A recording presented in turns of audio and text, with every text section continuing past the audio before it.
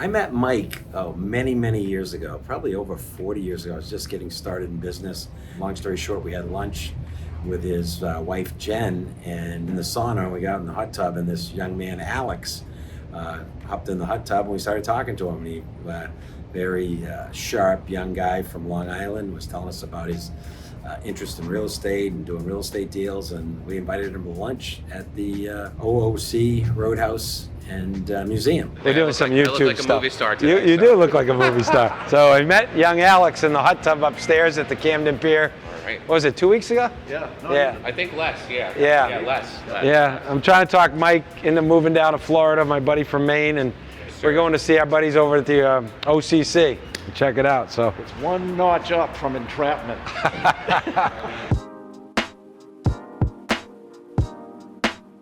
they did the boxing and fighting. They had a bare knuckle boxing Yeah. round the other. They had Yeah. what, 1,500 tickets they sold for that? Yeah. Good for them. Yeah. The thing is they opened and then COVID happened, which, Yeah, it just messed up their momentum. well, it did me on 2 locations. I actually had to shut them down. I just could never regain the. Wow. Well, they were up in Maine. One was a bowling alley, and the other one was in Gulfport. And neither one of them had the history. You know, the ones that had, I have 9 other locations up north, and they all got back to normal almost. Shit. Still feeling the repercussions of COVID, but Sure. when you have a place that big, you got to get above your fixed costs, and if you don't, you die a quick death, depending upon and just the way it is. Right.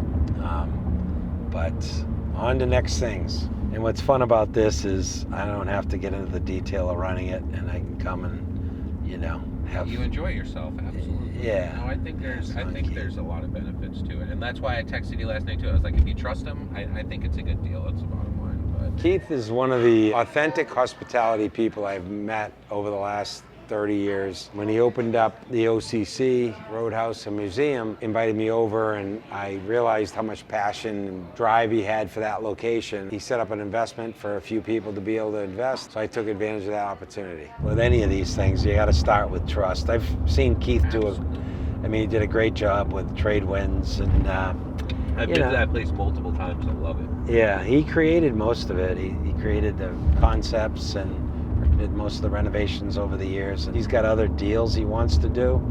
When the economy gets to a point where you can, fund things there. So, so being associated with things that are multiple may be a good idea. But I just wanted to do this one to have some fun and a little diverse from what I'm doing, but keeps it interesting. See the new Right. Tesla Cybertruck on the camera? 2 or 3 of them. Yeah. Wow. I haven't actually. I'm gonna take a picture. Oh, it's of that. right there. I haven't seen that. My buddy Big Steve that gives out the $2 bills, his Yeah. son-in-law bought one of those over One in of these? Tampa. Yeah. I'll tell you what, he's such a smart businessman though. He has all these people that probably didn't even want to get it, but they're They're paying $250 a pop just to get a picture of like a deposit slip online, and they don't Right. know if they'll ever even acquire it.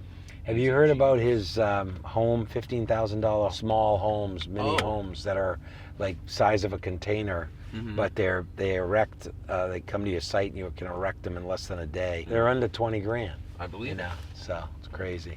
About There's 5 like or a 6 of 2 them, or 3 year, sprinkle 'em around.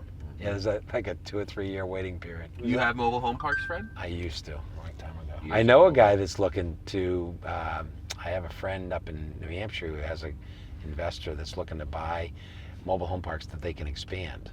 Well, So it's that gotta- was exactly what we were going to do in Wyoming. So it was like 150 units or something Yeah. like that, and we had the room to expand another like 300 units or so. And in addition to that, the local government was all pro for it because they're in desperate need of housing.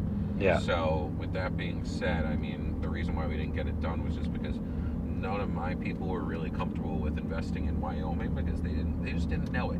They know what they know and they like what they like, and they didn't want to venture off. But if I had someone with a little bit more Well, I'll put you. courage- I've got a buddy that actually is looking at this deal.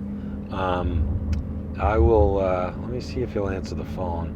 Fun thing I've tried to do my whole life is connect people. So we got a real estate guy in Alex, who's a young real estate guy. I connected him to Luke Pickett, who's a good friend of mine from high school, extensive career in real estate and investing. Luke's interested in the OCC, and his son Jack lives down here. I'm going to introduce him. It's all about connecting people, and that's one of the fun things about being involved in this OCC. Enjoy lunch, enjoy dinner, and have a few cocktails, watch some shows, and keep enjoying life like we do the beer business. My first commercial sale. So I was working for a broker doing commercial real estate on Long Island, and I found a lead that came in, and there was a guy that owned a beverage distributor, and he was looking for a new place. There was this one property that I had found, and I told brokers in my office about it. And mind you, I'm like 23 at the time, and everyone in my office is at least like 30. There's no 35-year-old, like it's 40 plus, and I'm clearly the kid of the office. And everyone says, "Oh no, this building's been on the market forever. You're never gonna find the owner." They've told me everything under the sun about how this property is not the one for my guy. And long story short, after like 12 months or so, run into Queens because the sellers didn't speak English, so just all over the place. But we got the deal done, and he closed and bought it for 2.2. It's probably worth like 4.5 right now, or even more, and it's fully occupied. And that was a lot because there were just so many moving parts, and like there were different people involved in like the selling group, and everything wasn't clear cut, and there was a lot. What's the moral of the story? Never give up. Persistence. You can't give up in real estate. Yeah, whether it's real estate or anything, but especially real It's tough estate. when everyone in your shop's telling you it's not the right piece of property too. Yeah, don't waste your time. Oh my gosh.